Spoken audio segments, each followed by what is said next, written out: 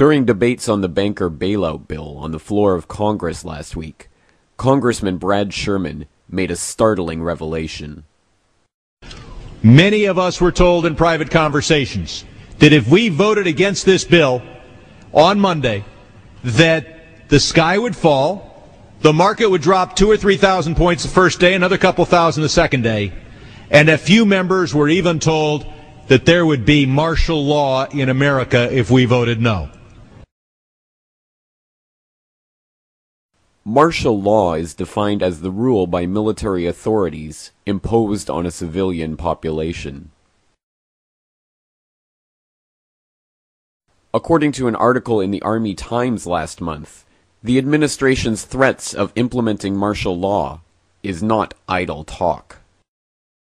In this shocking article, the U.S. Army admits they're bringing a combat team back from Iraq to continue their mission in America, and that this combat team will be assigned to NORTHCOM to assist in the event of civil unrest, in crowd control through non-lethal weaponry.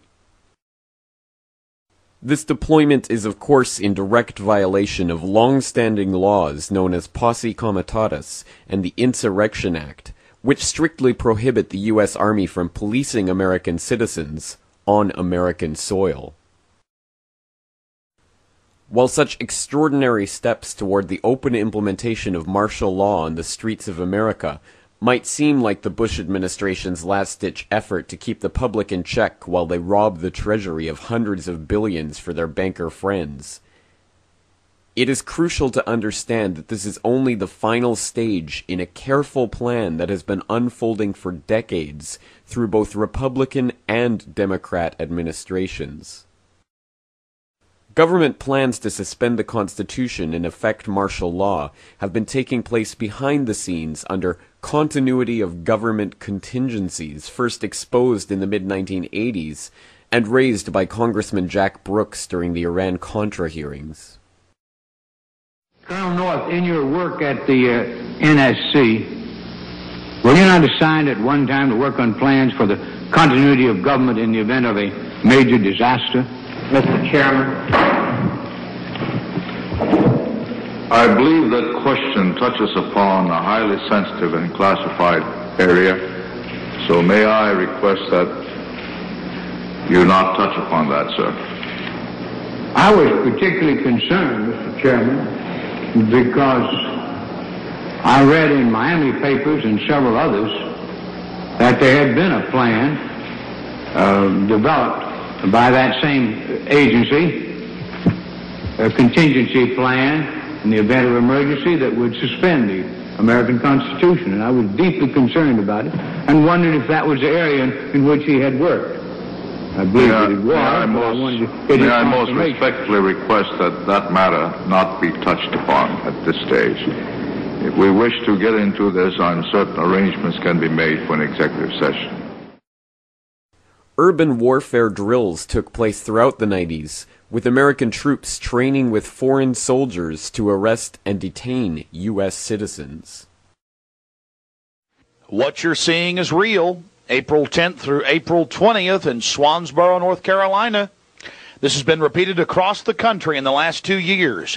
So-called urban warfare training in America. Of course, in the case of Swansboro, they actually pulled people over and searched their vehicles with the local police department. A local listener sent me this video of the Swansboro incident. You see, they take out groups of young officers from across the country in the Marine Corps and teach them that it's okay to go into American towns and cities and take over the city halls and search vehicles. In this training exercise, it became real. They become so arrogant, they just followed their orders and began to search people's vehicles.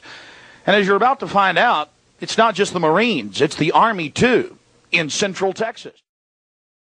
These drills quickly became reality, as in 2005 the National Guard was deployed in the wake of Hurricane Katrina to seize legally held guns from law-abiding citizens against their will and at gunpoint. No one will be able to be armed. We will take all weapons. Police Department! Police Department, anyone home? All of a sudden, they were banging on the front door, the side door, and the back door. And they said, "Let us in." I said, "It's not even loaded." And I dropped it on the floor. You got a gun. Well, they punched me in the face. Look at my black and blue marks. Look at what they did to me. In 2006, a secret government program came to light, which is recruiting clergy members to preach obedience to government in the event that martial law is declared. In 2007, the program was confirmed on CBS News. If martial law were enacted here at home, like depicted in the movie The Siege, easing public fears and quelling dissent would be critical. And that's exactly what the Clergy Response Team, as it's called, helped accomplish in New Orleans. Jeff, the primary thing that we say to anybody is let's cooperate and get this thing over with, and then we'll settle the differences once the crisis is over. Such clergy response teams would walk a tightrope between the needs of the government versus the wishes of the public. In a lot of cases, these clergy would already be known in the neighborhoods in which they're helping to defuse that situation. For the clergy, one of the biggest tools that they will have in helping calm the public down or obey the law is the Bible itself, specifically Romans 13. Because the government is established by the Lord, and that's what we believe in the Christian faith. That's what's stated in the Scripture. And on May 9th, 2007, President Bush signed off on National Security Presidential Directive 51. This top-secret continuity of government plan effectively makes the president a dictator, allowing him to declare a national emergency for any reason whatsoever and implement martial law without the approval of Congress. The plan itself is so secret that not even members of the Homeland Security Committee in Congress are allowed to see its contents. But now they've denied the entire Homeland Security Committee of the United States House of Representatives access to their so-called detailed plan to provide for continuity of government. They say, trust us. Trust us, the people who brought us Katrina, to be competent in face of a disaster. Trust us, the people who brought us warrantless wiretapping and other excesses eroding our civil liberties. Trust us. These are just a few of the dozens of preparations that have already been completed to phase martial law in incrementally, bringing it about in stages, so an official declaration of military rule need not even be made. But if martial law is already a reality, what excuse will be used to turn the military against the American public? Have you heard about this new thing going on in Great Britain that Al-Qaeda routing up all these Britons, essentially, 1,400 strong, apparently, in a new, what's being called a new white Al-Qaeda army.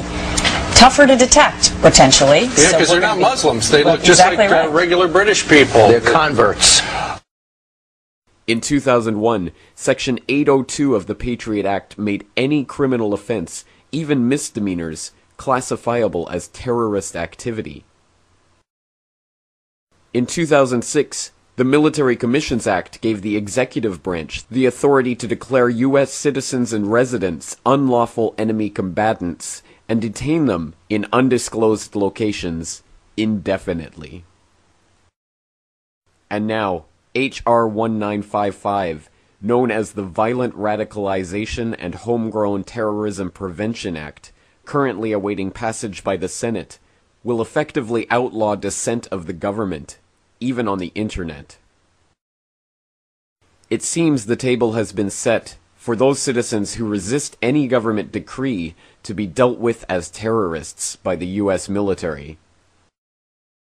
And now that the banker bailout bill has been passed despite fierce public outcry, dissent has never been more rife amongst the general population.